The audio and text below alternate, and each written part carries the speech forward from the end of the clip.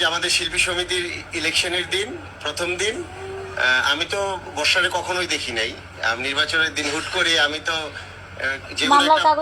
সবার দায়িত্ব আমি নিয়ে থাকি, যেমন আসছেন, বসেন, কি খাবেন, আমি নিজেই কফি এনে দিই, চা এনে দেই, মানে ওয়ার্কারের মতন। হঠাৎ করে আমি বর্ষারে দেখি, দেখার পরে আমার পাশে আমার বোন রত্না কবির, আমি ওরা দেখার পর আমার যদি মানে হঠাৎ করে কেমন একটা ধাক্কা লাগলো, পরে আমি ইয়ার হাতটা ধরে আমি মেয়েটার বিয়ে করতে চাই। পরে আমারে রত্না বলতেছে, জান আপনি মজা করে, আমি না সিরিয়াসলি। পরে দেখলাম যে রত্না আপু এটা কোনো গুরুত্ব দিল না। পরে আমি এই প্রথম, আমার জীবনের প্রথম, আমি ওনার ফেসবুক আইডিটা আমি নেই। আমি বললাম যে দেখেন আপনার ফেসবুক আইডিটা আমাকে একটু দিবেন। আপনারা স্ক্রিন রেকর্ড করে রাখেন, এটা ডিলিট হবে না। আমি যদি মরে না যাই, আমার যদি মেরে না ফেলে, আর আমার লাইভ যদি ডিলিট না, মানে এই যে দেখেন আমার সামনে আল্লাহর পবিত্র কোরআনটা আছে, এবং আল্লাহর পবিত্র কোরআনের মধ্যে হাত রেখে আমি বলছি, আমি সৎ জ্ঞানে যতটুকু সময় কথা বলবো, যদি একটি কথা মিথ্যা বলে থাকি, আল্লাহ রাব্বুল আলামিন যেন আমাকে সাথে সাথে শাস্তির ব্যবস্থা করেন। আমি নিজে আগ্রহ করে ওনার ফেসবুক আইডিটা নেই, কিন্তু আমি কোনো নক করি না ওনাকে, উনি আমাকে নক করে। এরপরে একটা পর্যায়ে আমি ওনার সাথে একটু কথা বলি, উনিও আমার সাথে কথা বলে, উনি আমাকে ডিরেক্ট বিয়ের প্রপোজাল দেয়। বিয়ের প্রস্তাব দেওয়ার পর আমি ওনাকে না করিনি, আমিও কথা বলি, ওনার সম্পর্কে জানার চেষ্টা করি। একটা সময় আমি যখন জানি যে উনি বিবাহিত, ওনার 2টা সন্তান আছে, তখন আস্তে আস্তে আমি ওনাকে অ্যাভয়েড করার চেষ্টা করি। এর মধ্যে আমার একটা ছবির শুটিং চলে গোয়ার, এই ছবির শুটিং করতেছি আমি দীপজল সাহেবের বাড়িতে। তো আমি যখন ওনাকে অ্যাভয়েড করা শুরু করি, উনি প্রতিদিন দীপজল সাহেবের বাড়িতে যায়, আমার শুটিং স্পটে যায়। পরে আপনার এর মধ্যে কথা বলতে বলতে আমি জানি যে ওনার 2 ঘরে 2টা বাচ্চা, মানে 2টা বিয়ে হয়েছে, 2 ঘরে 2টা বাচ্চা। তখন ওনাকে আমি একদিন ফুললি অ্যাভয়েড করি, বলি যে প্লিজ আপনি আমার সাথে যোগাযোগ করবেন না, এটা সম্ভব না। পরে উনি আবার আমার শুটিং স্পটে যায়, যাওয়ার পরে উনি হাত কেটে রক্তাক্ত করে ফেলে ওনার হাত। দেখবেন যে বিয়ের আগে ওনার হাত কাটা ছিল, রক্তাক্ত করে, এবং আমাকে বলে যে আপনি আমার সাথে চ্যাটিং করে কথা বলছেন, আপনি যদি আমাকে বিয়ে না করেন তাহলে আমি সুইসাইড করব। এরপরে আমি ওনাকে আস্তে আস্তে বোঝানোর চেষ্টা করে আমি ওনাকে পাঠিয়ে দিই।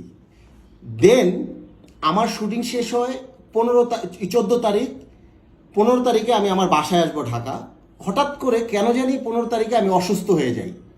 অসুস্থ হওয়ার পর আমার যে ডিরেক্টর আছেন, প্রোডাকশনের লোকজন আছেন, এবং ওইখানে যারাই ছিলেন সবাই আমাকে হসপিটালে নিয়ে যায়।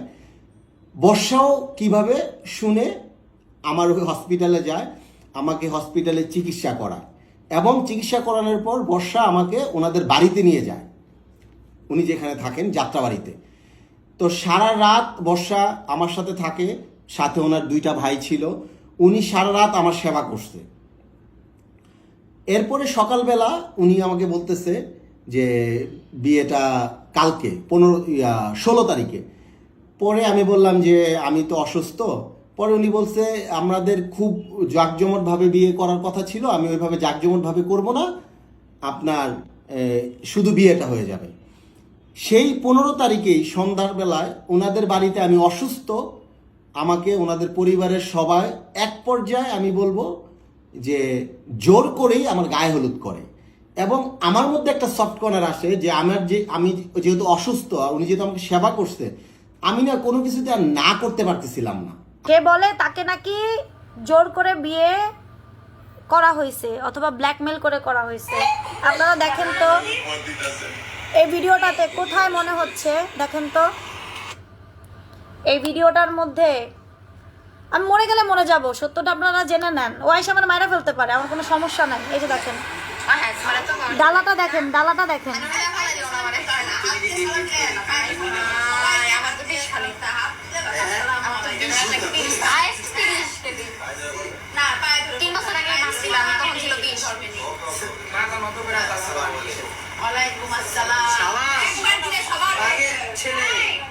হ্যাঁ। এই যে এখানে কোথাও মনে হচ্ছে যে কোথাও কি মনে হচ্ছে তাকে জোর করে বিয়ে করা হয়েছে? তারপরে বিয়ের ভিডিও এটা তো আপনারা দেখছেনই। কোথাও সে বলছে আমি যখন আমাদের এই যে প্যানেল পরিচিতিতে দেখি বর্ষারে, আমি দেখলাম যে ওর ইয়ারনি জানাটা পড়া। আমার ইন্ডাস্ট্রি সবাই জানে রাসেল একজন আবেগপ্রবণ মানুষ। তো আমি এটা দেখার পর আমি রত্নারে বললাম যে মেয়ের অসহায়, আমি ওর বিয়ে করতে চাই। রত্না আমার জানাতে আমার তো এখন প্রশ্ন দেখেন, হলো শুনেন। রাসেল মিয়ার সঙ্গে বর্ষা চৌধুরীর পরিচয়টা কিভাবে, তাদের কাহিনীটা আসলে কি, তাহলে শুনে আসি। পরে আমি যে আমাদের শিল্পী সমিতির ইলেকশনের দিন, প্রথম দিন, আমি তো বর্ষারে কখনোই দেখি নাই। নির্বাচনের দিন হুট করে আমি তো যেগুলো মামলার একটা কাগজটা নিয়ে প্রোগ্রামের আসেন। সবার দায়িত্ব আমি নিয়ে থাকি, যেমন আসছেন বসেন কি খাবেন, আমি নিজেই কফি এনে দিই, চা এনে দেই, মানে ওয়ার্কারের মতন। পরে হঠাৎ করে আমি বর্ষারে দেখি, দেখার পরে আমার পাশে আমার বোন রত্না গভীর। আমি ওরা দেখার পরে আমার যদি মানে হঠাৎ করে কেমন একটা ধাক্কা লাগলো। পরে আমি ইয়ার হাতটা ধরে আমি মেয়েটার বিয়ে করতে চাই। পরে আবার রত্না বলতেছে জান আপনি মজা করেন, আমি কি না সিরিয়াসলি। পরে দেখলাম যে রত্না আপু এটা কোনো গুরুত্ব দিল না। পরে আমি এই প্রথম আমার জীবনের প্রথম আমি ওনার ফেসবুক আইডিটা আমি নেই। আমি বললাম যে দেখেন আপনার ফেসবুক আইডিটা আমাকে একটু দিবেন। উনি বলছেন আপনারা যে নিতে স্ক্রিন পারেন। রেকর্ড করে রাখেন, এটা ডিলিট ফেসবুক হবে আইডিটা না। দেওয়ার পরে আমি যদি মরে না যাই, আমি আমার ওর যদি হাতে মেরে না ওরে ফেলে, লিখছি, আসসালামু আলাইকুম। আর আমার ও লাইভ maybe যদি 2 দিন ডিলিট পরে না, আমাকে মানে reply দিছে। পেজ যদি হ্যাক না এরপরে করে। দিয়ে আস্তে আস্তে কথা বলতে বলতে পরে এই তো আজকের দিন। বিয়ে এবং বাচ্চা এগুলো আমি আস্তে আস্তে পরে জানি। তারপরেও বর্ষার সুন্দর আচরণ, ভালো ব্যবহার আমাকে মুগ্ধ করে একটা পর্যায়ে আমি প্রথমে আমি কিন্তু না করছিলাম যে না আমি বিয়েটা করব না। পরবর্তীতে আমার প্রতি বর্ষার ভালোবাসা, মেসেজ যেগুলো দিছিল সেগুলো ডিলিট করে দিছে। সে আমাকে এই মেসেজ দিছে, দেখেন কথায় কথায় কোরআন শরীফ নিয়ে আসে। আল্লাহর কোরআন ধরে আমি রাসেল মিয়া বলবো আমি বর্ষার কাছ থেকে একটি টাকাও নেই নাই। আচ্ছা, প্ল্যাটিনামের 2,90,000 টাকার রিং তার বিয়েতে পরানো হয়েছে, সেটার ভিডিও আছে, সেটার রিসিটও আছে। আচ্ছা, তুমি আমার কাছ থেকে বিয়ের এই 2 মাসে প্রায় 6 লক্ষ টাকা নিয়েছ। তার 6 লক্ষ টাকা আসলো কোত্থেকে? তার উপার্জনের রাস্তাটা কি? আমি তো লাইভ করে করে সংসার চালাইছি। দেখেন, আমি রাসেলের জন্য আমি কোনোভাবে বাঁচতে পারবো কিনা জানি না। আমার এই ভিডিওটা আপনাদের জন্য। আমি কোনোভাবেই ওর কাছ থেকে বাঁচতে পারতেছি না। ও আমাকে মেরে ফেলবে, ও আমাকে প্রতিদিন মারে, প্রতিদিন মারে। আমাদের বউয়ের মায়ের কথা শুনেন। কে খালাম্মা? আসসালামু আলাইকুম। খালাম্মা, আমার নাম বর্ষা, আমি রাসেলের ওয়াইফ। রাসেল না আমার সাথে খুব মানে বিয়ের 2 মাস 2.5 মাস হয়েছে, শুনছেন মনে হয়, আপনারা জানেন মনে হয়। আপনাদের সহযোগিতা আমার একটু খুব দরকার। আমাকে কি একটু বলবেন? আমি আপনার একটা মেয়ে হিসেবে খালামা আমার একটু এইটুকু বলেন যে ও কি মিলি আপুর গায়ে হাতটা তুলতো, টাকা পয়সা চাইতো, মানে ডিভোর্সটা কি এই কারণে হয়েছিল? ডিভোর্সটা কি আপু দিছিল নাকি ও দিছিল?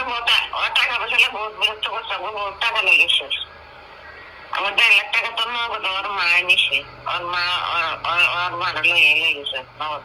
1.5 লাখ টাকা আমি করে দিচ্ছি, তারপরে 10,000 5,000 এমন ভাবে তো নিচ্ছি সবসময়।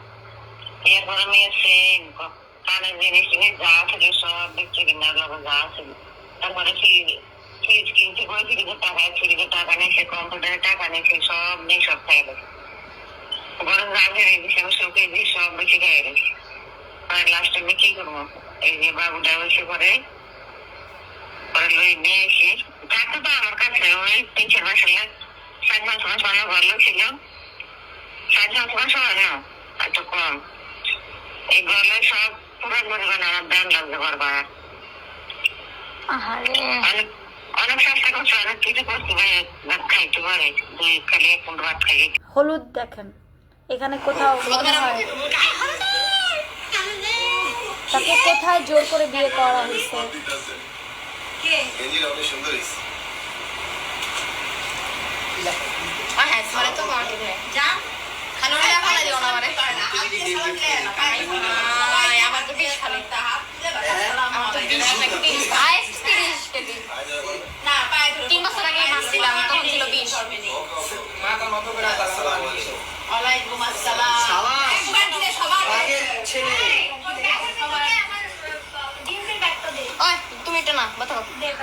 এই যে এখানে, এই যে এখানে দেখেন, ওর বিয়েতে আমি ডালা সাজায় দিছি। বিয়ের পাগড়ি, শেরওয়ানি, জুতা, বাটা থেকে পারফিউম, আফটার শেভ থেকে শুরু করে যা যা লাগে একটা ছেলের A to Z যা লাগে, কারণ এটা আমাদের মধ্যে করে।